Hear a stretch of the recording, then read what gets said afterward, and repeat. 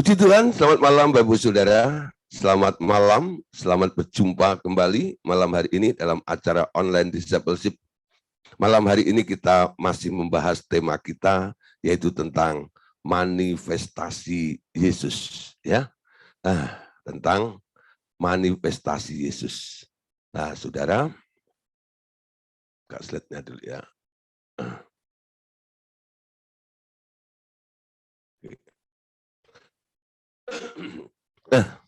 Ada beberapa orang yang baru hadir malam hari ini, jadi saya mau coba untuk menjelaskan apa yang kita bahas tadi malam ya. Ada Pak Yerman Neraha ya dari Medan, jadi supaya tidak bingung dengan bagian yang kedua ini. Bicara tentang manifestasi Yesus ya. Pertama, idenya daripada Allah adalah Dia memerlukan rumah, yaitu tubuh kita. Setiap orang yang percaya kepadanya, mengundang Yesus masuk ke dalam hatinya, sekarang tubuh kita ini adalah rumahnya Allah. Amin. Nah, yang diam di dalam hidup kita ini, dia sekarang mau melakukan sesuatu melalui hidup kita. Itu ide gagasannya. Ya. Jadi ketika Tuhan Yesus bilang di kayu salib, sudah selesai. Pengertian telah selesai itu, banyak orang salah mengerti. Dikira Tuhan Yesus sudah tidak bekerja lagi. Ya, Bapaknya Yesus itu sampai saat ini masih bekerja. Yesus yang bilang ya, Bapakku sampai hari ini masih bekerja. Apa yang dilakukan Yesus adalah proyek Bapaknya. Ya, apa yang dikatakan Yesus selesai di kayu salib itu? Kedatangan Tuhan Yesus ketika disuruh turun 2000 tahun yang lalu itu, misinya adalah menebus manusia, membayar apa yang menjadi tuntutannya si iblis. Lalu di atas kayu salib itu, Yesus berkata, sudah lunas, sudah genap, sudah selesai. Ya, pembayaran transaksi sudah aku bereskan. Itu artinya begitu ya. Tapi pekerjaan Yesus masih sampai saat ini. Nah, sekarang yang menjadi persoalan, ketika Tuhan Yesus bangkit dari kematian, ya, Tuhan Yesus itu sekarang tidak punya tubuh jasmani. Karena ketika Tuhan Yesus naik ke surga, tubuhnya sudah diubah ya dalam bentuk tubuh kemuliaan.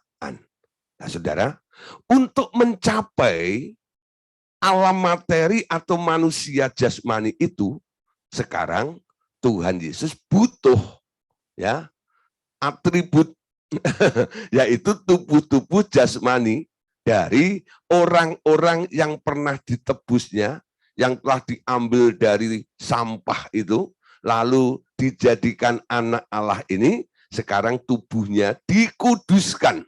Kalau dulu tercemar oleh perbuatan iblis, sekarang semua tubuh Kristus dikuduskan oleh darah Tuhan Yesus. Ya, setelah dikuduskan, tubuh itu layak untuk dipakai kembali guna kemuliaan Tuhan kita Yesus Kristus dan melanjutkan apa yang perlu dilanjutkan oleh Tuhan Yesus. Amin. Nah, Bapak Saudara, apa yang akan dilakukan oleh Tuhan Yesus adalah perkara-perkara yang besar. Ada yang masih tersisa. Ya. Jadi masih ada yang tersisa. Salah satunya apa? Roh agamawi yang belum dibereskan. Betul? Kenapa pada waktu Yesus di muka bumi, roh agamawi itu tidak langsung disikat habis saja? Karena roh agamawi itulah yang dipakai atau diperalat oleh Tuhan Yesus untuk apa? Untuk supaya orang-orang yang belajar agamawi itu yang menyalibkan Yesusnya nanti. Jadi kalau roh agamawinya disikat habis, Yesus nggak bakal digantung di kayu salib ya. Nah, Saudara, itu salah satu faktor yang harus hilang atau harus dilenyapkan, tapi masih digunakan dulu oleh Tuhan Yesus ketika kala Tuhan Yesus ada di muka bumi 2000 tahun yang lalu. Nah, sekarang Tuhan Yesus punya misi lagi. Walaupun dia dalam bentuk roh, ingin memakai setiap kehidupan kita melalui anggota-anggota tubuh kita untuk melakukan pekerjaan-pekerjaan yang tersisa, yang lainnya. Amin.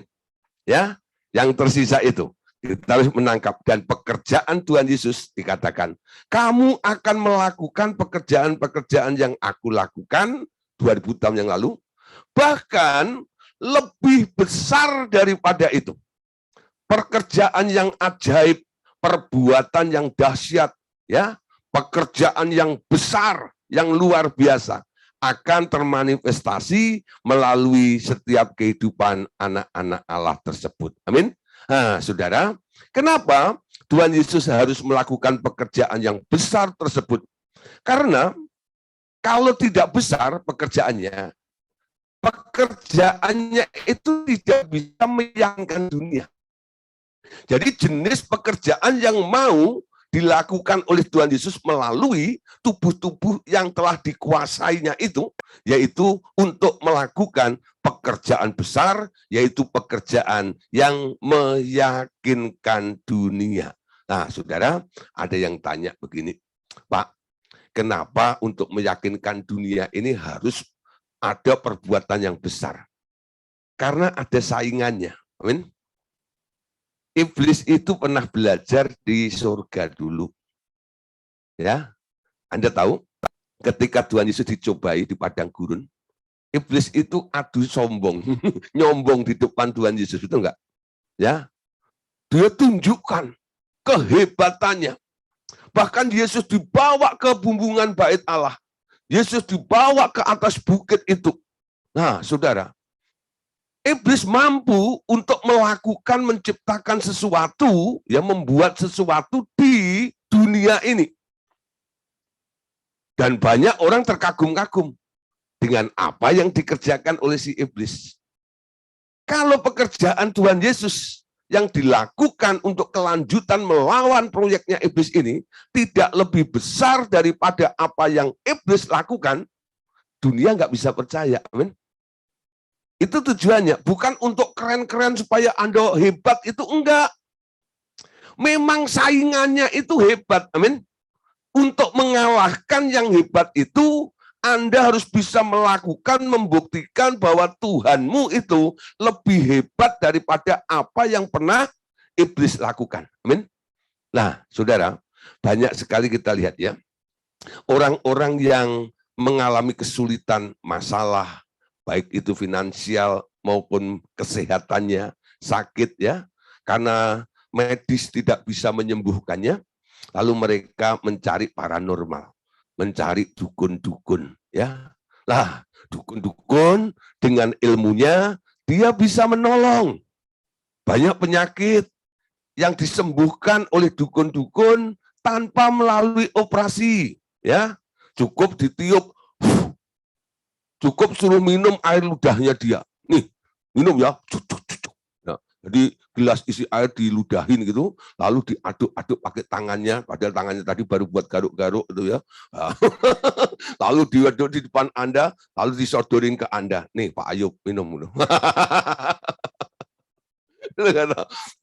Walaupun Anda nak jijik ya melihat apa, bayangin tuh, ludah ya dicampur tangan yang jorok tadi itu, habis membakar dupa itu ya, lah bau menyan, bau ini dan sebagainya, lalu Anda disuruh minum. Orang-orang itu disuruh minum, tapi demi dia sembuh, dia lakukan tuh, dia minum juga ya. Nah, saudara, dan akhirnya karena dia percaya dengan apa yang diramu oleh si dukun itu, akhirnya orang itu mengalami kesembuhan, mengalami mujizat. Nah, saudara, gereja Tuhan harus lebih hebat daripada apa yang dilakukan oleh dukun. Amin. Gereja Tuhan jangan melempem. Ya, gereja Tuhan harus bisa memanifestasikan kuasa itu. Tunjukkan Allahmu itu dahsyat. Amin. Nah, saudara, kalau Anda sendiri masih bergantung dengan sistem dunia ini, nggak cepat keluar dari sistem dunia ini, kapan kamu bisa mengalahkan ya perbuatan-perbuatan iblis melalui agen-agennya itu? Ingat ya, dimulai dari hari ini, latih hidupmu. untuk tidak bergantung dengan obat. Coba mulai. Ya. Kalau Anda masih mulai, awal-awalnya ya mulailah ya, pelan-pelan mulai melepaskan sampai akhirnya Anda tahu kalau aku tinggal dalam hadirat Allah, aku hidup di dalam perkenanan Allah, aku tak pernah sakit. Betul nggak? Iman Anda begitu kuat dan luar biasa. Ketika Anda bisa menang dari penyakit imanmu itu, semua namanya penyakit akan tunduk di hadapanmu. Amin. Itu tergantung kapasitas iman Anda. Anda melatih iman dalam bidang apa dulu nih?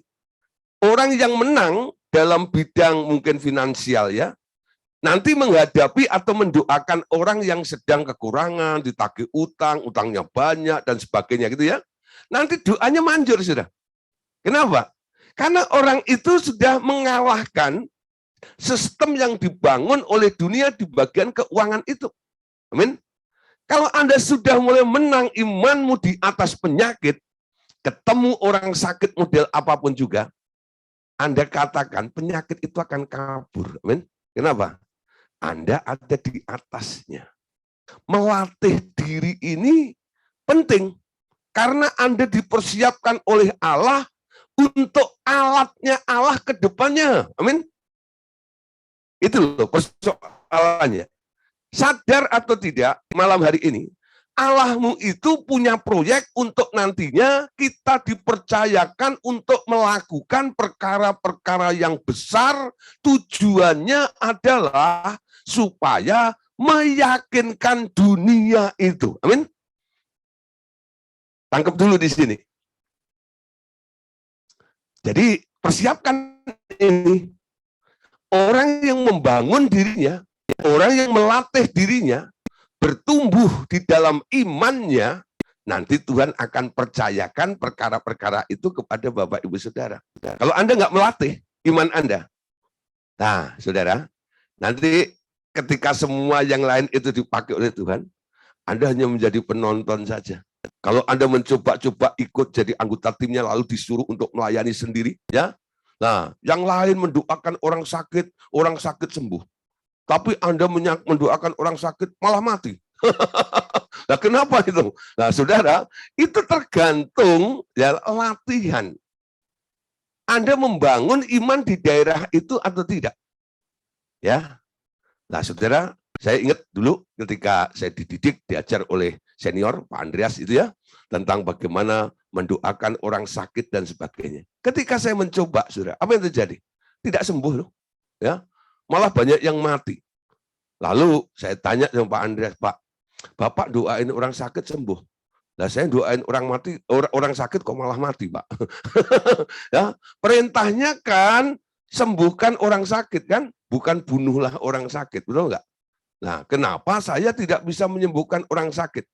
Lalu Pak Andreas ketawa gini, Gideon, ya, jadi orang, jadi hamba Tuhan, itu harus konsekuen. Itu enggak ya? Apa yang kamu tuntut dari orang itu harus kamu alami dalam hidupmu. Kamu tuntut orang untuk sembuh dengan bilur Yesus, lepas dari obat. Kamu masih tergantung dengan obat kan? Wah, kayak ditonjok sudah saya. Ya, dulu kalau saya sedikit flu gitu ya, langsung di pikiran saya muncul mana ultra flu. Wah, gitu ya. Masuk angin gitu ya. Mana pokoknya macam-macam gitu ya. Jenis-jenis obat itu sampai apal. Yang paling manjur adalah puyer ya, bintang 7 ya gitu ya. Itu sebenarnya akhirnya saya membangun diri saudara ya, dibimbing oleh beliau. Saya mulai sedikit-sedikit ya lepas dari ketergantungan dengan obat-obat itu. Nah, puji Tuhan, saudara. Ketika saya mulai melatih diri seperti itu, puji Tuhan, ketika saya mendoakan orang, orangnya sembuh. Orangnya sembuh. Nah, orang mulai berpikir, wah Gideon hebat ya. Bukan. Bukan Gideonnya yang hebat. Ya, Tuhan mempercayakan pekerjaan itu. Dia yang mau melakukan melalui hidup kita itu. Amin. Nah, saudara, sekarang kita perhatikan pelajaran kita malam hari ini ya. Ia ingin seluruh dunia percaya kepadanya dan mempermuliakan Allah Bapa. Ini adalah kerinduan, keinginan daripada Allah, ya. Jadi keinginannya adalah bahwa seluruh dunia ini harus percaya kepada Tuhan Yesus dan nantinya mempermuliakan Allah Bapa. Pertanyaannya, bagaimana itu dapat terjadi? Ya, nah saudara, untuk bisa terjadi, dunia ini boleh percaya kepada Tuhan Yesus dan semua mempermuliakan Allah Bapa, harus ada demonstrasi yang meyakinkan melalui pekerjaan-pekerjaan yang besar seperti yang pernah dilakukan oleh Tuhan Yesus dahulu. Amin. Nah, saudara, ada beberapa orang kadang-kadang ya saya jumpai, dia tanya gini, kamu percaya pada Tuhan Yesus enggak? Lalu dia mengajukan persyaratan. Saya mau percaya asal apa? Sakitku disembuhkan. Asal utangku dibayarin. Itu ya, itu manusia begitu. Nah, saudara, mungkin Anda pikir orang kok aneh. Disuruh percaya Yesus, mau dibebaskan dari neraka. Kok mintanya yang macam-macam? Lah, saudara, kita nggak bisa menyalahkan. Karena mereka masih berpikiran seperti itu. Anda adalah jawabannya, amin. Anda harus bisa membuktikan. Oke, betul nggak ya? Kita buktiin ya. Tuhan Yesus itu bisa menyembuhkan penyakitmu. Tuhan Yesus itu bisa menolong hidupmu. Betul? Nah, ini harus kita katakan dan kita saksikan kepada banyak orang dengan mantap. Kenapa Anda bisa bicara mantap tentang kuasa Tuhan akan terjadi ketika Anda berdoa bersama dengan orang itu? Kalau Anda tak pernah mengalaminya, Anda akan ngomong dengan kebimbangan ya.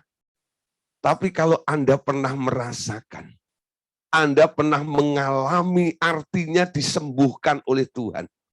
Anda mengalami apa artinya ditolong oleh Tuhan. Anda akan bisa bicara kepada orang-orang di sekitar Anda itu tanpa ragu dan tanpa bimbang. Amin. Kalau dia tanya, buktinya apa? Kalau Tuhan Yesus itu bisa menyembuhkan orang, buktinya saya. Amin.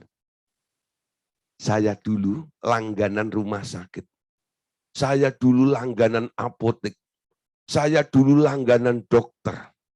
Tapi sejak saya percaya kepada Tuhan Yesus, saya tidak lagi jadi langganan rumah sakit, apotek maupun dokter. Kenapa? Tuhan Yesus lebih dari semuanya itu. Amin.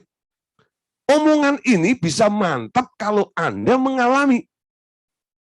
Bukan berarti terus bilang, Tuhan kasih saya penyakit dulu ya. Enggak, saudara. Kadang-kadang ada beberapa hal yang Tuhan izinkan terjadi di dalam kehidupan kita untuk melatih otot-otot iman kita supaya menjadi kesaksian hidup. Apa yang Anda alami dengan Tuhan itu merupakan ilustrasi khotbah yang tak terbantahkan. Amin. Nah, saudara, jadi harus ada demonstrasi untuk meyakinkan melalui pekerjaan-pekerjaan besar seperti yang pernah Tuhan Yesus lakukan pada zaman dahulu itu. Nah, lanjut di sini. Sekarang pertanyaannya, siapa yang akan melakukannya? Melakukan apa? Melakukan demonstrasi pekerjaan-pekerjaan yang besar untuk meyakinkan dunia ini. Saudara, seorang hamba Tuhan yang amat diurapi sekalipun tak akan mampu meniru Tuhan Yesus sedikit pun. Hanya bila ia sendiri hidup dalam diri hamba Tuhan itu, baru hal itu dapat terjadi. Amin. Coba perhatikan ya. Kalimat ini camkan baik-baik. Seorang hamba Tuhan yang amat diurapi sekalipun tak akan mampu meniru Tuhan Yesus sedikit pun. Hanya bila ia sendiri hidup dalam diri hamba Tuhan itu, baru hal itu dapat terjadi. Ingat sebab saudara, pelajaran tentang dipimpin oleh roh ya. Nah, ada orang yang punya urapan, tapi dia tidak dipimpin oleh roh. Ya, bisa melakukan mujizat, bisa menyembuhkan orang sakit, karena dia punya urapannya. Loh Pak, orang nggak dipimpin oleh roh kok bisa punya urapan tuh gimana?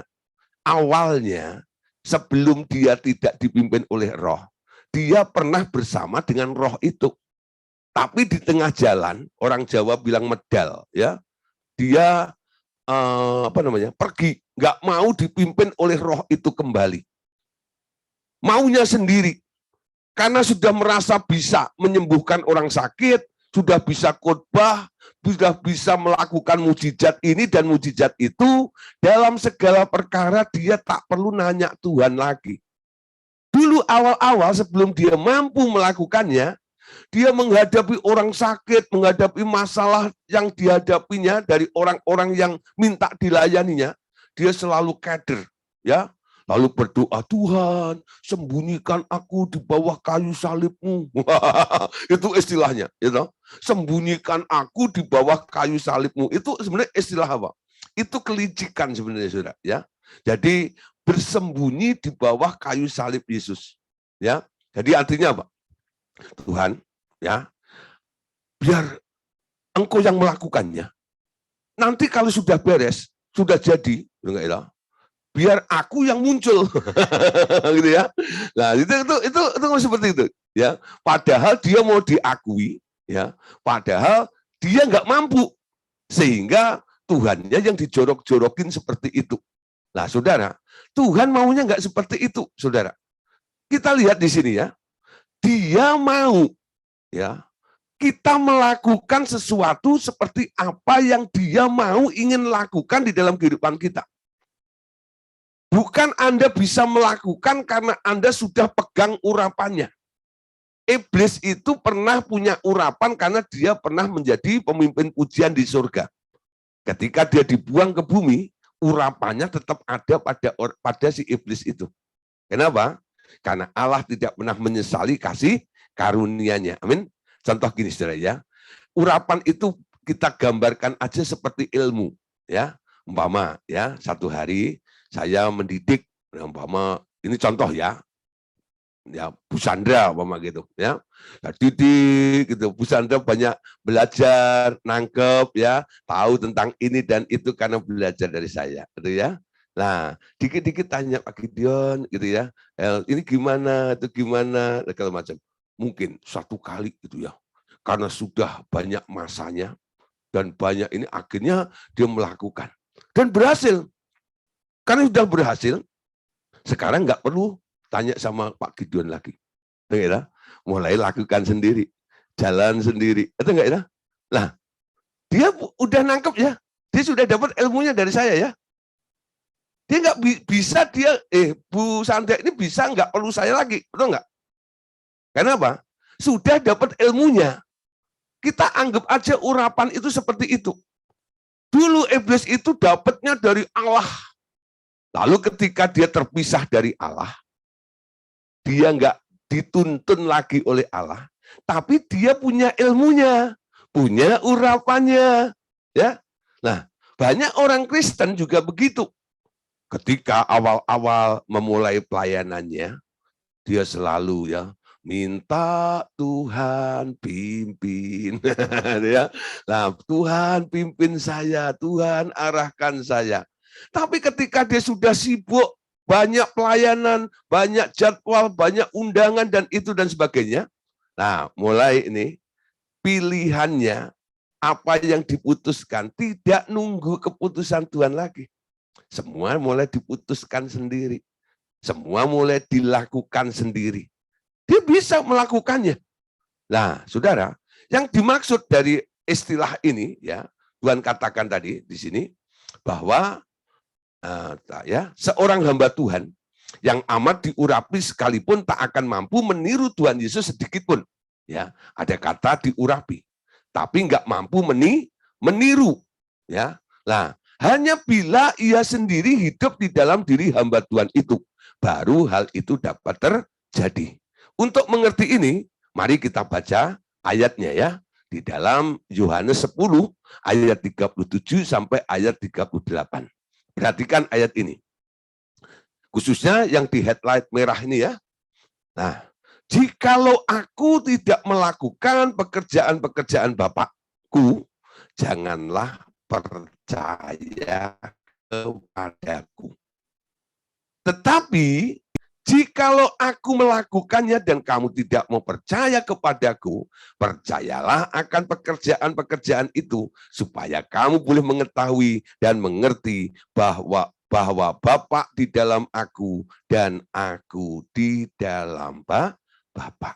Ya, nah saudara, ketika itu Tuhan Yesus ditanya oleh orang-orang Farisi, atas dasar apa engkau melakukan semuanya itu? Ya, pekerjaanku itu datangnya dari Bapa. Bapa memerintahkan, aku melakukannya, kata Yesus ya.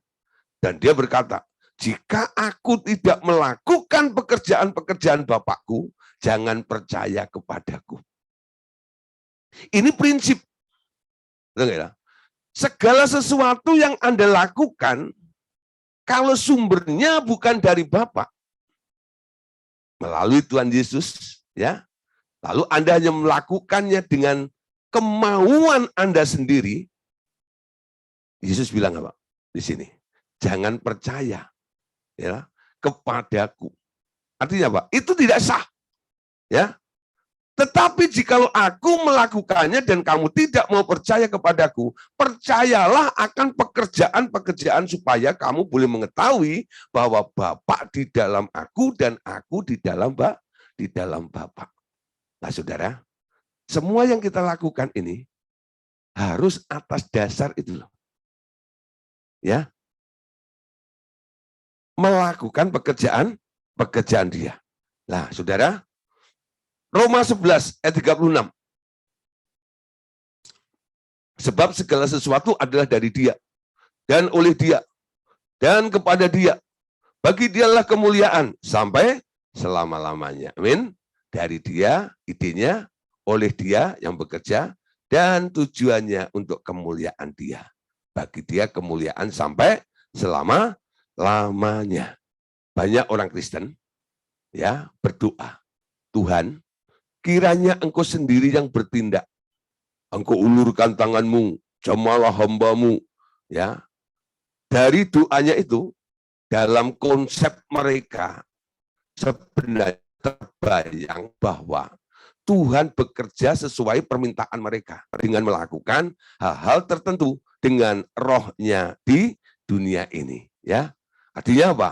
Ide gagasannya dari dia supaya Tuhan ikut campur tangan di situ. Nah, hal itu tak akan terjadi sebab ia membutuhkan tubuh manusia untuk dipakainya mengerjakan hal-hal yang diminta, bukan yang Anda minta, tapi dia yang meminta untuk Anda melakukannya. Amin. Ia harus mengirimkan seorang hambanya untuk menjawab doa-doa itu. Nah, saudara, jadi mengapa sekarang doa orang-orang yang berseru-seru dengan sungguh-sungguh itu tak terjawab? Jawabannya, karena memang Tuhan tak punya orang atau kekurangan orang untuk dikirim. Ini prinsip, saudara. Pelayanan itu bukan Anda selonong boy, karena Anda pengen melayani orang itu, mau buka gereja, mau bikin ini dan bikin itu. Semua itu harus dilakukan karena Anda disuruh. Ya, Anda diutus. Lihat Yeremia pasal 1 ayat yang ke-7. Perhatikan di sini ya. Tetapi Tuhan berfirman kepadaku, janganlah katakan aku ini masih muda, tetapi kepada siapapun engkau kuutus, haruslah engkau pergi. Dan apapun yang kuperintahkan kepadamu, haruslah kau sampaikan. Ini formulanya dari dulu seperti ini loh. Ya. kepada siapapun engkau kuutus. Jadi Yeremia itu pergi melakukan apa saja, bukan karena dia mau atau pengen melakukannya. Tapi karena dia diutus untuk pergi, dan dia harus pergi untuk apa? Menyampaikan apa yang disampaikannya. Kita tahu ya, Yeremia ini terkenal. Dulu di dalam sekolah Alkitab, itu ada kuis ya. Lalu dosen saya bilang begini, nabi siapa yang hobinya menangis? Gitu ya. Ya, nabi siapa yang hobinya menangis? Semua bingung siapa ya gitu. Ternyata nabi yang dimaksud hobinya menangis itu adalah Yeremia. Sehingga dia punya sebuah buku namanya Ratapan. Ya. Lucu juga ya judulnya Ratapan, gitu. Nah, orang meratap itu nggak ketawa dalam kesedihan, nangis gitu ya. Kenapa Yeremia ini terkenal sampai dapat julukan populer dengan istilah nabi yang gemar menangis? Nah, saudara, Nabi Yeremia itu lucu dalam pelayanannya. Nanti kalau Tuhan suruh ya untuk menyampaikan, karena Nabi Yeremia itu tergolong nabi besar. Jadi nabi-nabi besar itu punya tugas untuk melayani atau menyampaikan firman kepada kalangan orang-orang besar, ya. Nah, kepada raja-raja dan sebagainya. Setiap dia melakukannya, menyampaikan kebenaran firman kepada raja-raja itu, raja-rajanya nggak suka. Lalu Yeremia ditangkap, lalu dimasukkan ke dalam penjara. Dan itu berulang-ulang. Bayangin saudara ya, kalau hari ini mungkin ya, siapa mungkin ya, Bu Atik mungkin ya, jadi seperti Yeremia. Disuruh nih ya. Habis melakukannya bukan dapat amplop, malah dapat maki-makian, malah dapat hinaan dan sebagainya, ya. Besok disuruh lagi, kira-kira mau nggak? Mau nggak kira-kira? Coba, Bu Eva nih ya, kalau disuruh Tuhan, ya toh, pergi melayani seorang, lalu dicuekin, lalu diomongin, diejek, ya, difitnah, ya, digosipin, ya. Nah, kira-kira besok disuruh lagi mau nggak? Nah, masa mau? Bener ya? Tuhan tahu ya? Nekat ini satu. Ya, loh, saudara, ngerti maksud saya? Yeremia ini setiap disuruh oleh Tuhan, ujung-ujungnya masuk penjara. Keluar lagi dari penjara, baru enak-enak ketemu keluarganya, ketemu temennya, lalu Tuhan bilang, sini Yer, gitu ya, ngapain? Aku utus kemana? Ke Banyumas. Nah, sudah kemarin disuruh ke Kudus, habis pulang dari Kudus masuk penjara. Ini disuruh lagi ke Banyumas. Nanti pulang ini, ternyata betul masuk penjara lagi. Nah, nanti disuruh kemana? Ke Magelang. Nah, ini pengalaman 2 kali masuk penjara, kira-kira dia mau lagi enggak? Yeremia ini pernah bilang begini, ya, aku menahan, aku enggak mau. Karena apa? Pasti masuk penjara lagi. Tapi ketika dia mulai menahan perintah Tuhan itu, sepertinya ada bara api yang menyala dari dalam hatinya itu. Sehingga dia tidak tahan. Dan akhirnya dia bernubuat lagi. Ketika dia bernubuat lagi, benar, habis itu masuk penjara lagi, saudara. Nah, saudara, seorang hamba Tuhan adalah orang yang diutus. Amin. Tangkap baik-baik. Seorang hamba Tuhan adalah seorang yang diutus. Ya, seorang yang diutus. Kalau orang itu diutus, dia melakukan idenya siapa? Ide yang mengutusnya, betul? Yang punya tujuan siapa? Yang mengutusnya. Amin. Anda hanya menjadi pengantaranya. Hanya menjadi tangan dan kakinya Allah di muka bumi ini. Tapi yang terjadi adalah kehendak Allah yang sedang Anda lakukan. Nanti kalau orang protes dengan pelayanan Anda, jawaban Anda cuma satu. Ini Tuhan yang suruh. Karena Anda orang yang diutus. Amin. Yohanes 13 ayat 20. Lihat di sini. Yohanes 13 ayat 20. Sesungguhnya aku berkata kepadamu, siapa saja yang menerima orang-orang kuutus, ia menerima aku.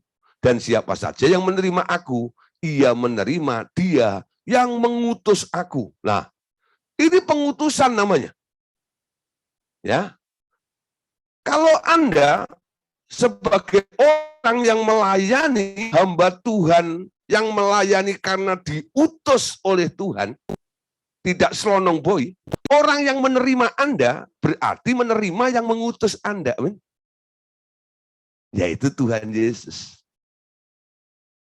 Orang yang menerima Tuhan Yesus, dia juga menerima yang mengutus Tuhan Yesus. Siapa? Allah Bapa. Indah ya? Anda diutus oleh Tuhan, Anda diterima oleh seseorang. Orang yang menerima Anda, dia menerima Yesus. Gara-gara dia menerima Yesus, dia juga menerima Bapa yang mengutus Yesus.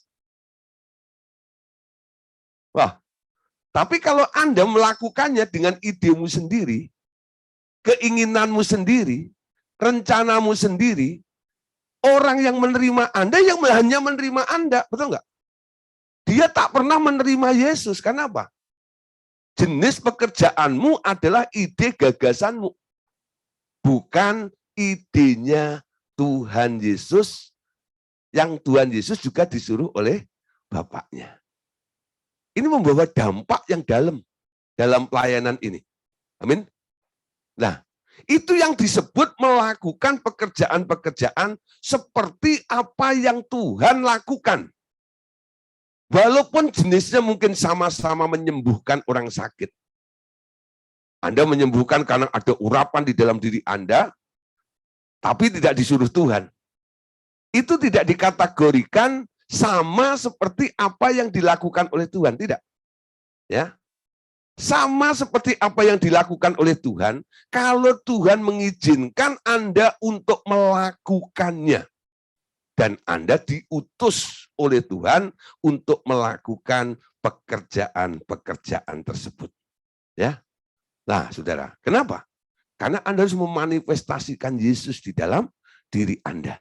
Ya, camkan baik-baik lagi. Ayat ini, perhatikan sekali lagi ya. Yohanes 13 ayat 20 ini bagus sekali. Sesungguhnya aku berkata kepadamu, siapa saja yang menerima orang-orang yang kuutus, ia menerima aku. Dan siapa saja yang menerima aku, ia menerima dia yang mengutus aku. Nah, saudara, karena tidak banyak orang yang melakukan seperti ini, inilah maka muncul pertanyaan ini. Mengapa janji-janji Tuhan nampaknya banyak yang tak terpenuhi bagi orang yang sudah percaya kepadanya?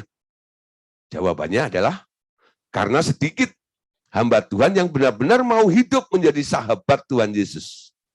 Kebanyakan para hamba Tuhan itu hanya mau menjadi hamba Tuhan yang terus-menerus, yang bikin rencana-rencana sendiri sambil minta Tuhan memberkati pekerjaan pelayanan mereka. Ya. Nah, Yesaya 6 ayat 8. Lalu aku mendengar suara Tuhan berkata, siapakah yang akan kuutus dan siapakah yang mau pergi untuk aku? Maka sautku, ini aku, utuslah aku. Tuhan tidak pernah memaksa seseorang. Amin. Yesaya mendengar suara Tuhan berkata, siapa yang akan mau, siapakah yang akan kuutus? Siapakah yang mau pergi untuk aku? Nah, Jadi Tuhan itu pertama kali senggol Anda, dia tanya,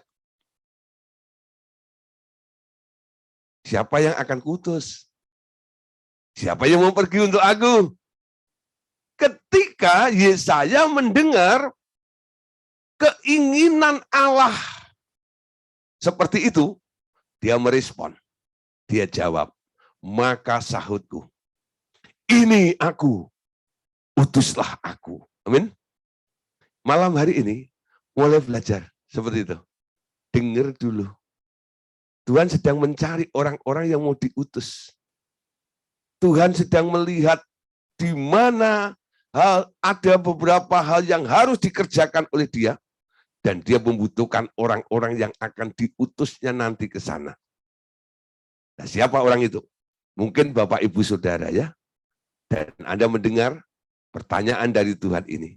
Siapa yang akan kuutus dan siapa yang mau pergi untuk aku? Apa jawaban Anda? Manusia itu kadang-kadang melihat-lihat dulu ya. Kemana sih Tuhan mengutus saya?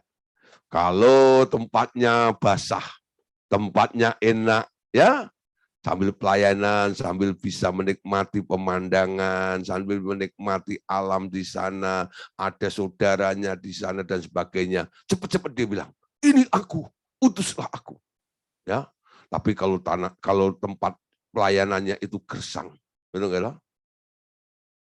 Kering kerontang, banyak tantangannya. Lalu dia menjawab, ini aku, utuslah dia. Ya Tuhan, aku dengar, tapi biar orang lain aja yang ke sana Tuhan. Nah, saudara, mulai ada respon dalam kehidupan kita ini. Nah, saudara, jadilah hamba-hamba Tuhan yang sekaligus Anda juga adalah sahabatnya Tuhan. Amin. Yang dicari oleh Tuhan itu bukan hanya hamba-hamba, tapi Tuhan itu sedang mencari sahabat. Ya, kenapa Tuhan mencari sahabat? Yohanes 15 ayat 14. Mari baca sama-sama. Yohanes 15 14. Kamu adalah sahabatku jikalau kamu melakukan apa yang kuperintahkan kepadamu. Jadi ciri seorang sahabat adalah orang-orang yang melakukan perintahnya. Ia dari dahulu mencari sahabat. Sahabat yang dapat menolong dia. Sehati sepikir dalam perjuangan yang dihadapi. Konsep kebanyakan orang justru sebaliknya. Mereka merasa berhak meminta Tuhan menolong mereka di sini dan di sana. Itu setiap hari. Ya, dia ajukan permintaan-permintaan seperti itu. Nah, malam hari ini ubah konsepnya. Jadi, siapa harus menolong siapa? Ya, siapa harus menolong siapa? Tuhan menolong Anda atau Anda menolong Tuhan? Coba. Tuhan menolong Anda atau Anda menolong Tuhan? Ini pertanyaan membingungkan, ya. Dan banyak orang bingung nih.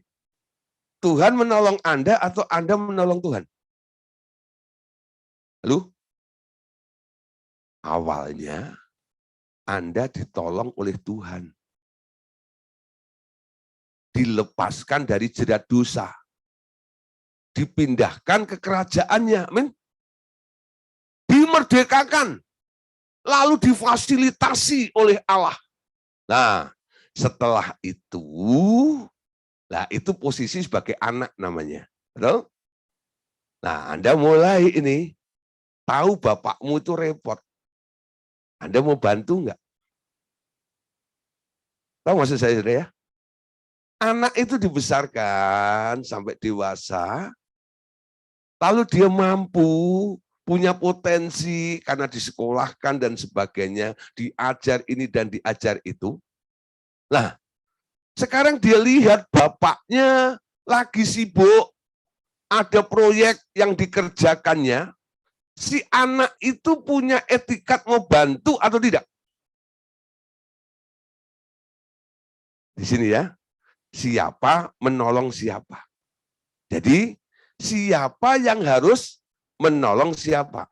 Karena kita sedang belajar, ya, sudah di tahap setelah kita dipulihkan oleh Allah, sekarang jawabannya adalah kita menolong Allah. Amin. Kita menolong Allah. Tapi sebelumnya ada tahap Anda ditolong oleh Allah. Amin. Paham ya? Jangan nanti terus rancu di sini. Kok Pak Gideon bilang kita ditolong oleh kita menolong oleh Allah? Emangnya kita lebih hebat daripada Allah? Nah, saudara, awalnya Anda ditolong oleh Allah. Karena dosa itu saya bayangkan seperti kolam lumpur. Tahu nggak ya? Bukan lumpur kue itu bukan ya. Nah, lumpur lapindo ya.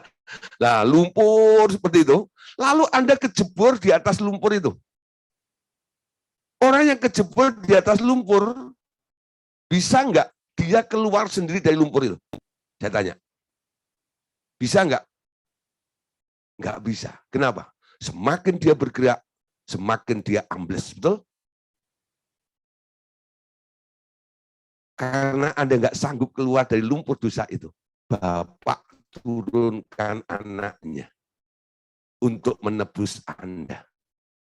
Anda diangkat dari lumpur itu. Anda ditolong oleh Allah. Amin. Lalu Anda dievakuasi. Sekarang jadi anak, tinggal di kerajaannya. Difasilitasi semuanya. Mau makan apa saja, ada di situ. Mau pakai apa saja, ada di situ. Amin. Itu namanya grace, anugerah. Amin. Nah, jangan berhenti di grace. Nanti Anda akan jadi hyper grace. Betul nggak ya? Saya percaya grace.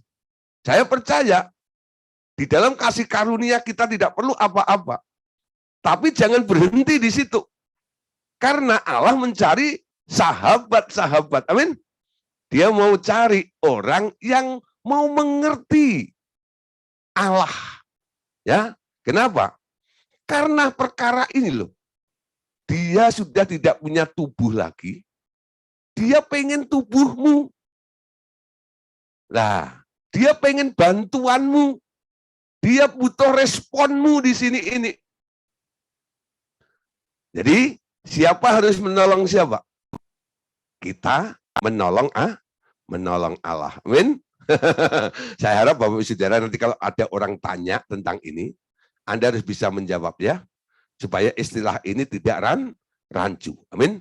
Nah, ia justru membutuhkan pertolongan Anda untuk menjadi jawaban bagi orang-orang yang belum mengenal dia. Ya. Dia perlu instrumen-instrumen, juga perlu tubuh Anda sebagai kantor kerjanya. Amin. Nah, saudara, jadi Tuhan Yesus ini kan sewa rumah Anda, sewa tubuh Anda, dijadikan kantornya. Kalau Anda ada di kantor, ya, di situ kan ada perkakas-perkakas semuanya ya. Ada telepon, ada macam-macam lah semua ya. Alat-alat, ada mobil, kantor dan sebagainya. Ya, perlengkapan di kantor itu. Orang yang kerja di kantor itu butuh ya fasilitas itu. Itu menolong. Betul nggak? Telepon itu menolong orang yang bekerja di kantor itu untuk apa?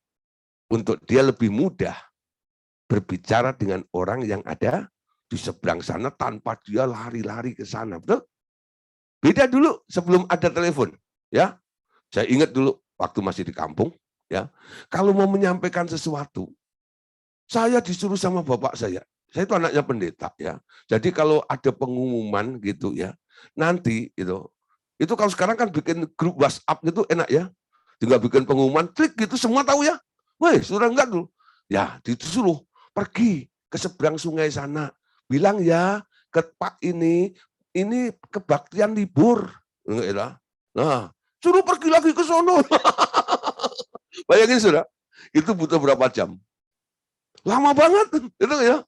Nah, saya yang masih SD itu, naik sepeda gitu, sana, Pak, baktian libur ya.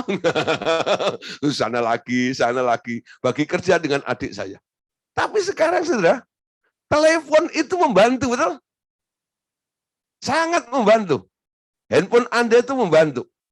Sehingga kita bisa bikin pengumuman, cek, langsung seluruh Indonesia bahkan seluruh dunia langsung bisa mendengar pengumumannya. Amin. Akan ada webinar. Wah, gitu ya. Nah, semuanya langsung tahu ya. Nah, nggak usah dibisikin satu persatu. Itu namanya membantu. Itu namanya menolong. Siapa menolong siapa? Betul nggak ya? Handphone Anda itu menolong Anda, bukan? Ngerti maksud saya? Handphonemu menolong Anda ya. Itu namanya menolong. Nah, saudara, apakah handphone lebih berharga dari Anda? Enggak. Anda lebih berharga dari handphone. Amin. Tapi handphonemu menolong Anda. Anda menolong Allah itu maksudnya seperti itu. Ketika engkau rela untuk diutus, ketika engkau rela untuk mengerjakan pekerjaan dia tertolong dengan responmu itu loh. Orang yang bantah-bantahan dengan Allah itu enggak menolong Allah. Ya. Nah, Allah kadang-kadang sampai enek ya. Sampai kapan engkau berbantah-bantah dengan aku ini? Enggak ya?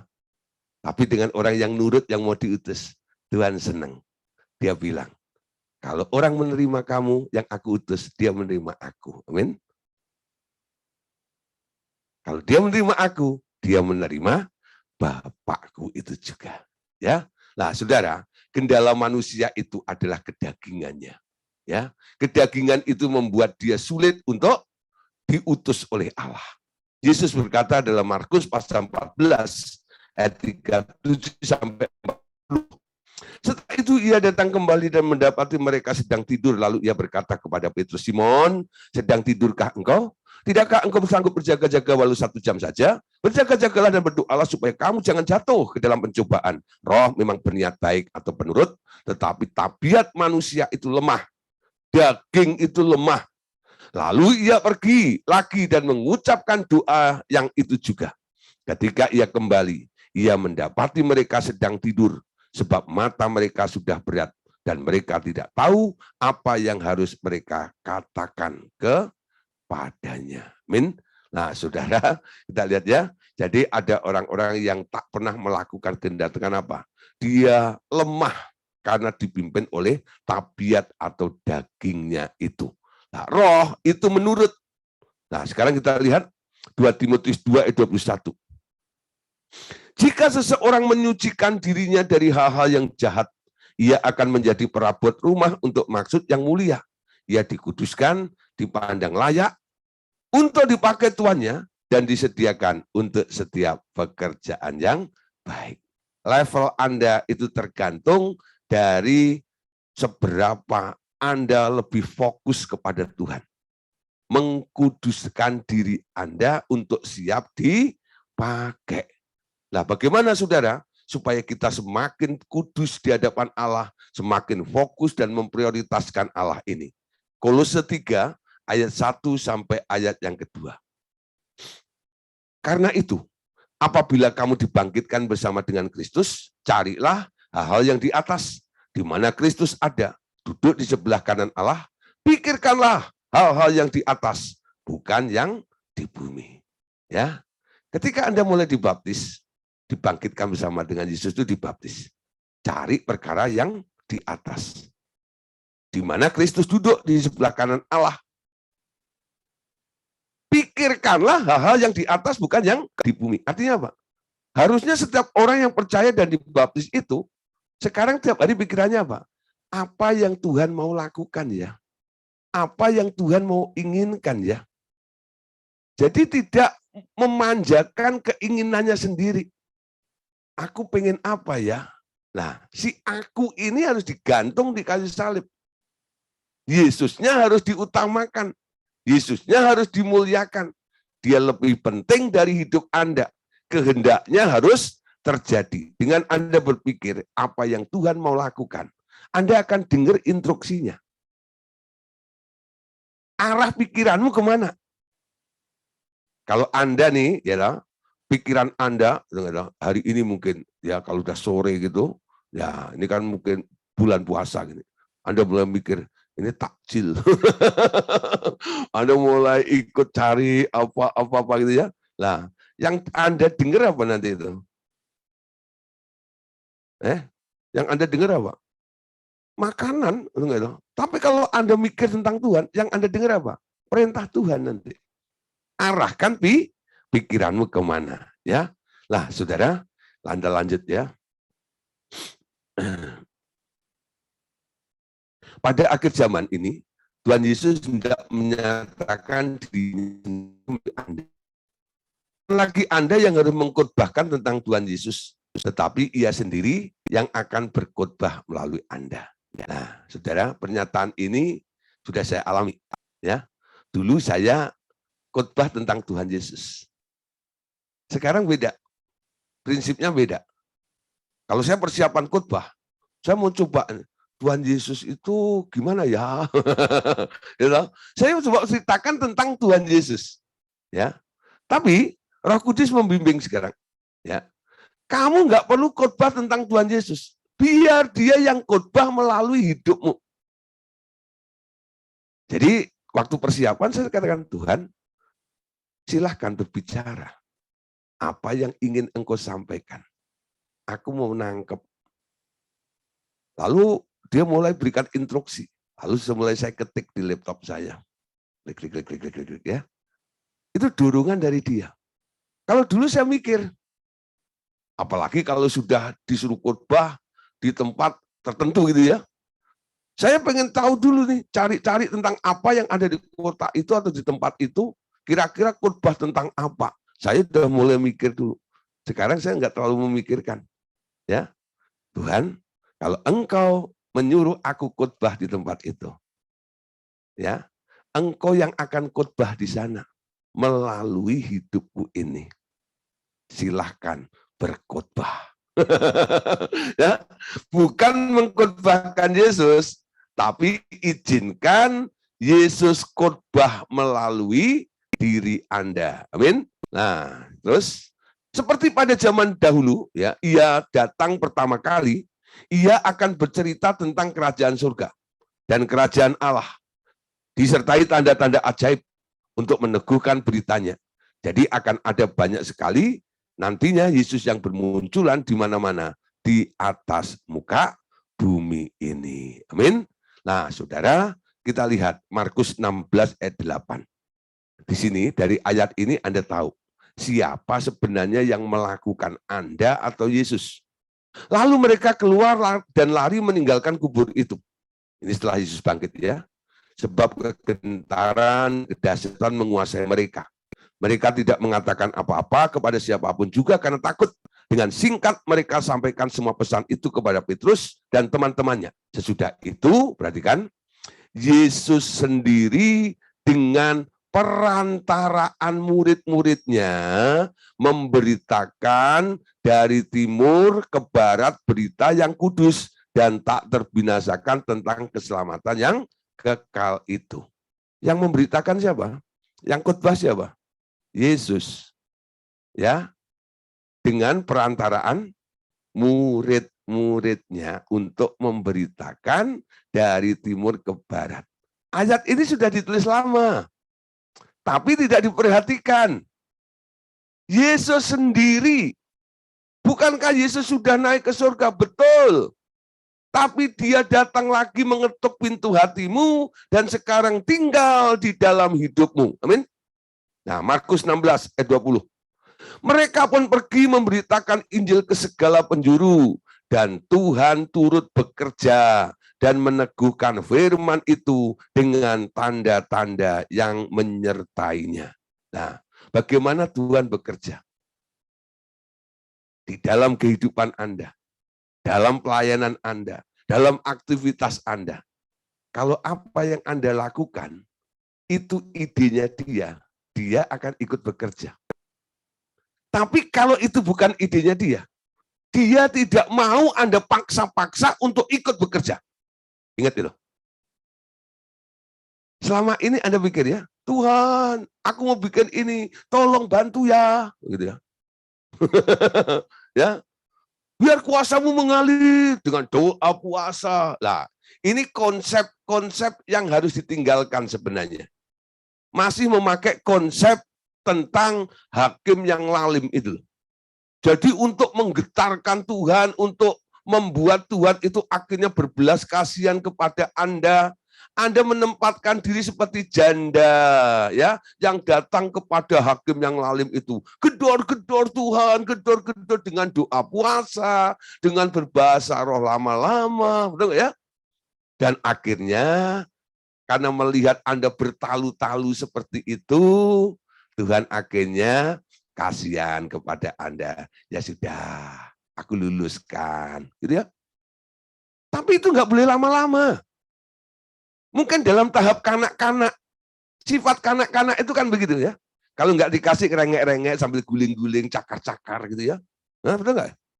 Siapa yang pernah punya anak gitu, minta es krim gitu ya, lalu Anda nggak kasih gitu, karena Anda tahu dia lagi batuk atau lagi sakit gitu. Nangis.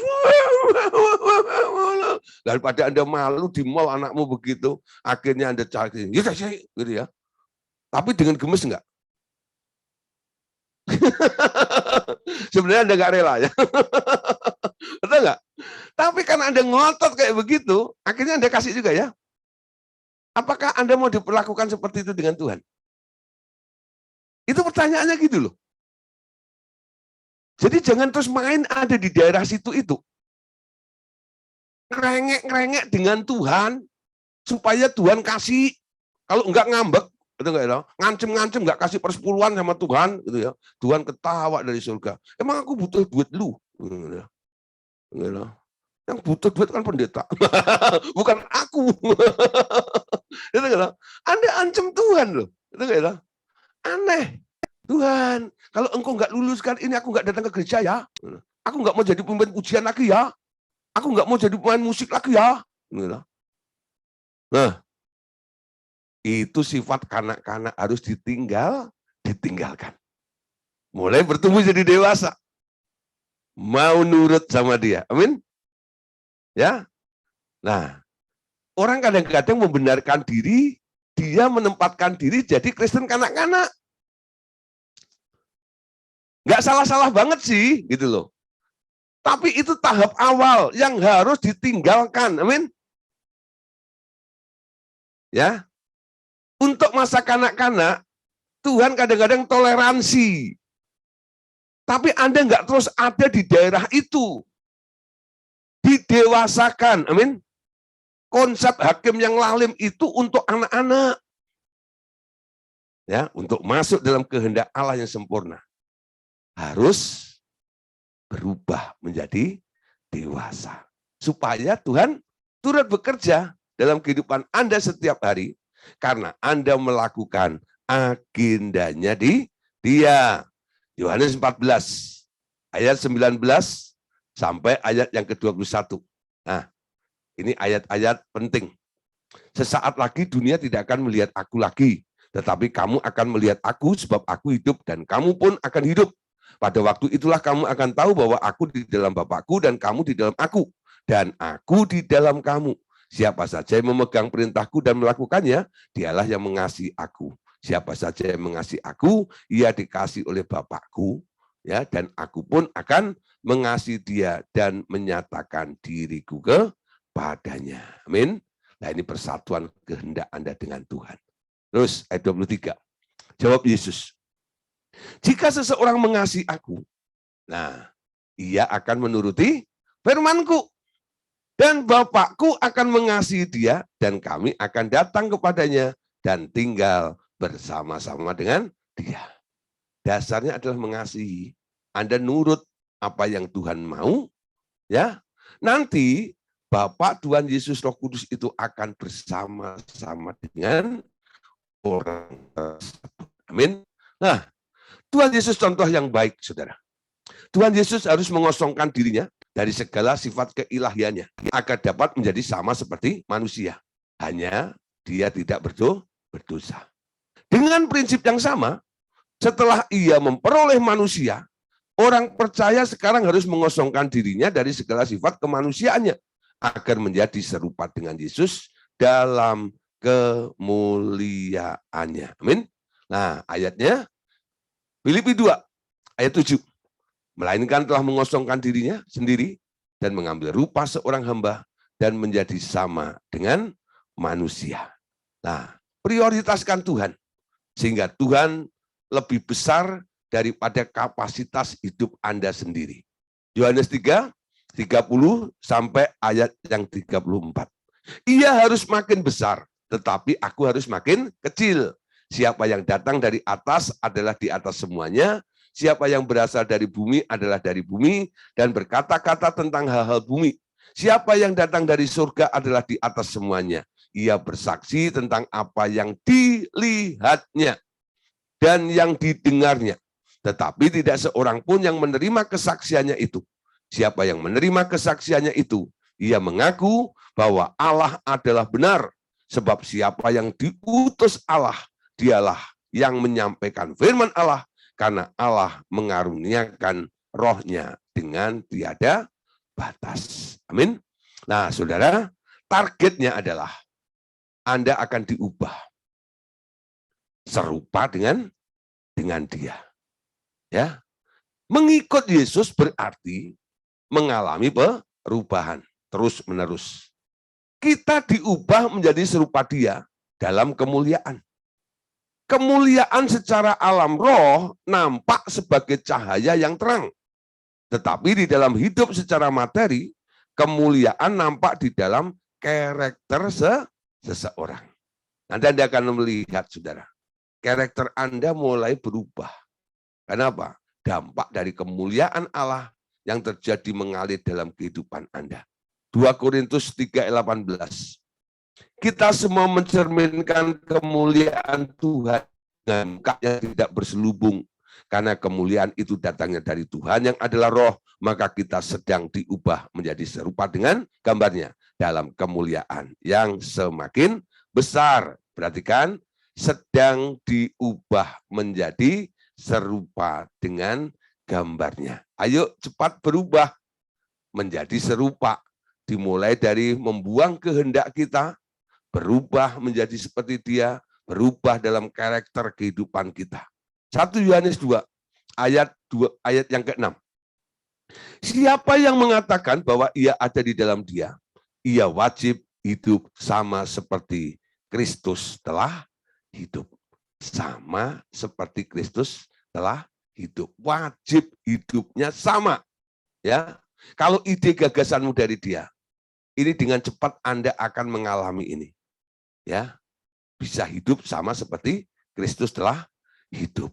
Nah, saudara, orang-orang yang telah diubahkan oleh Tuhan Yesus ini, ya, ini gambaran yang jelas ketika Tuhan Yesus masuk kota Yerusalem, dia pernah naik keledai, ya. Nah, saudara, naik keledai itu ya, disorain hosana bagi Tuhan dan sebagainya itu. Nah, Yesus dimuliakan di atas keledai ini. Nah, sekarang dilihat di sini ya. Anda akan mengalami kemuliaannya bila menjadi pembawa Yesus atau disebut Kristoferus. Seperti kemuliaan seekor keledai muda yang dipakainya memasuki Yerusalem.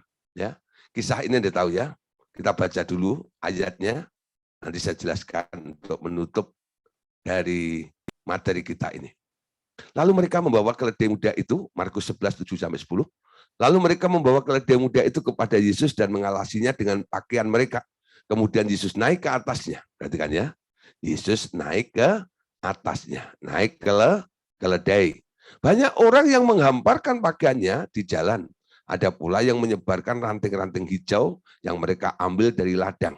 Orang-orang yang berjalan di depan dan mereka yang mengikuti dari belakang berseru, Hosana, terpujilah Dia yang datang dalam nama Tuhan. Terpujilah kerajaan yang datang, kerajaan Bapak kita Daud. Hosana di tempat yang maha tinggi. Ya.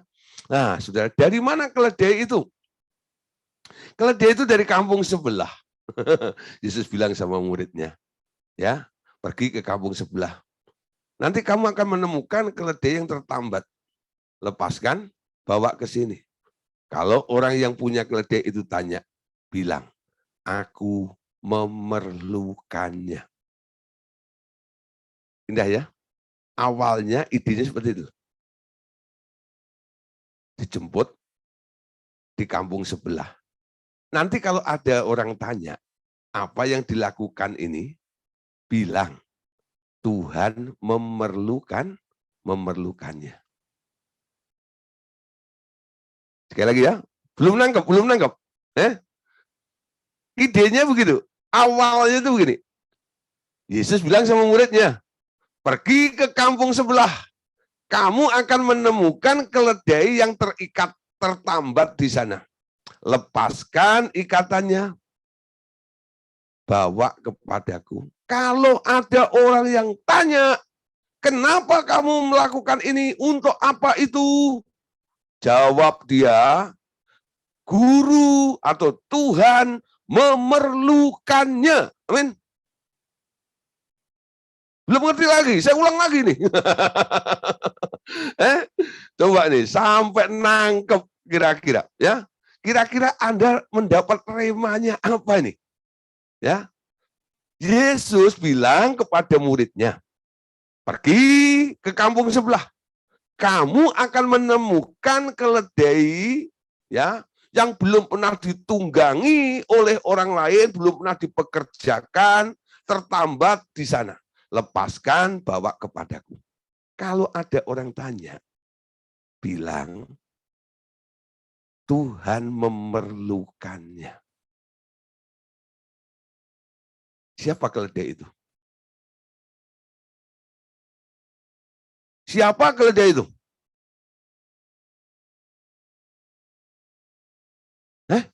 Siapa keledai itu? Tuhan Yesus. Siapa keledai itu? Coba jawab. Keledai itu saya. Amin. Anda dan saya. Itu yang dimaksud keledai dari kampung sebelah yang tertambat itu. Kenapa Anda diambil? Kenapa Anda diselamatkan dari kampung sebelah itu? Karena Tuhan memerlukannya. Betul? Anda nggak sadar? Anda sadar nggak bahwa Anda itu sedang diperlukan oleh Tuhan? Halo?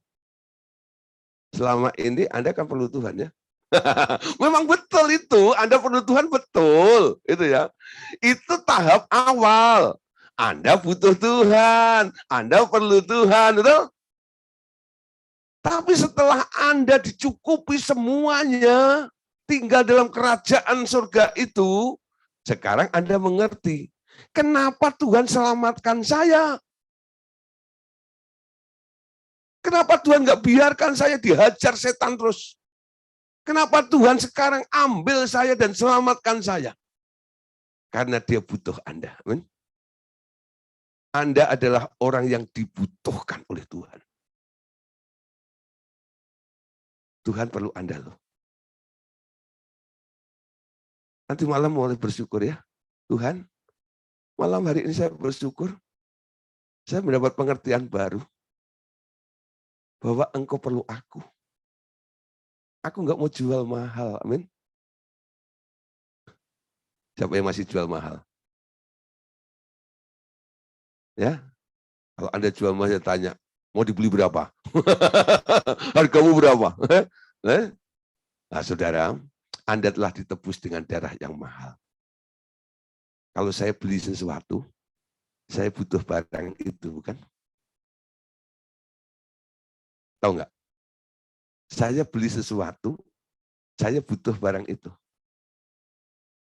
Tuhan beli Anda, dia butuh Anda. Amin. Bukan hanya untuk aksesoris, tapi untuk proyek kerajaan Bapaknya. Ya, memanifestasikan Yesus. Renungkan baik-baik. Ketika saya merenungkan istilah ini, saya nggak tahan. Nangis. Tuhan, siapa saya? Sehingga Engkau perlu saya. Amin. Gak ada yang bisa kita sombongkan di hadapan Tuhan. Bisa dipakai oleh Tuhan, itu adalah anugerah. Terima kasih Tuhan. Engkau menghargai saya begitu luar biasa. Menjadi partnermu. Amin. Jangan sampai sudah gini ya. Anda beli sesuatu, tapi habis itu Anda lempar sana, lempar sini, Anda tendang sana, tendang sini. Itu apa? Bola. Beli bola. Habis beli bola itu Anda tendang sana, jeduk, tendangin, apa namanya, lempar ke tembok. Itu bola kalau bisa ngomong tuh, sakit tahu. Nah, tapi Tuhan nggak memperlakukan Anda seperti orang beli bola, bukan? Anda diperlakukan begitu indah oleh Dia. Amin. Nah, Dia mau supaya Anda itu diambil untuk jadi keledai tunggangannya Yesus. Membawa Yesus kemana Yesus mau pergi. Amin. Kendaraan loh, ditunggangi Yesus.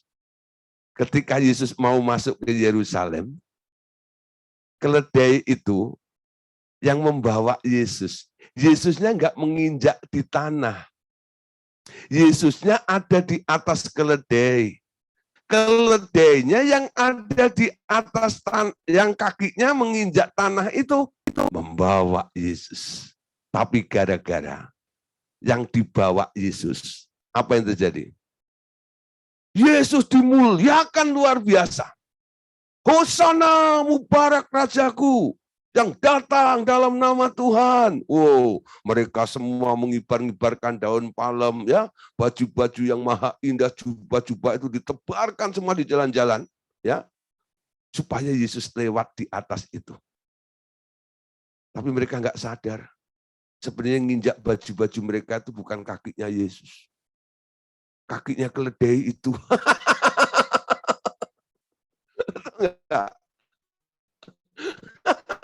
Itu enggak? Semua kemuliaan yang indah-indah ditaruh di situ. Ya, si keledai yang bawa Yesus itu menginjak-injaknya.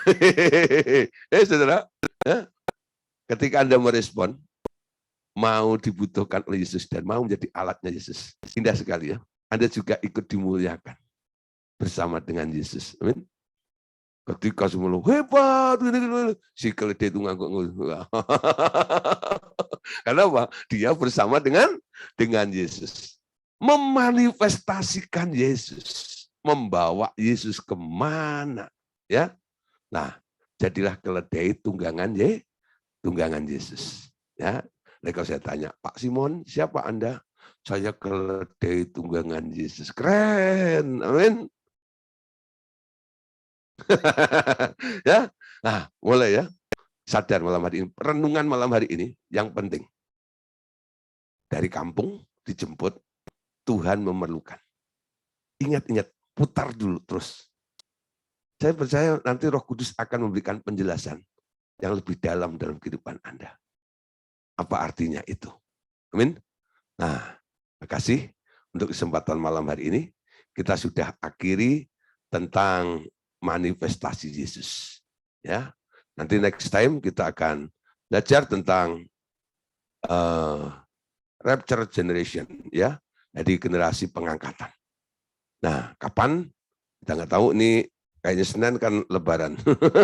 Nanti kita pengumuman lewat WhatsApp ya, grup. Nanti kita akan umumkan kapan kita akan kembali memulai pemuridan lagi, ya. Tapi dalam masa-masa liburan ini saya harap itu Bapak Saudara renungkan ini, ya, bagian akhir tadi. Kenapa Tuhan memerlukan saya? Ya, nanti boleh sharing di grup gitu ya.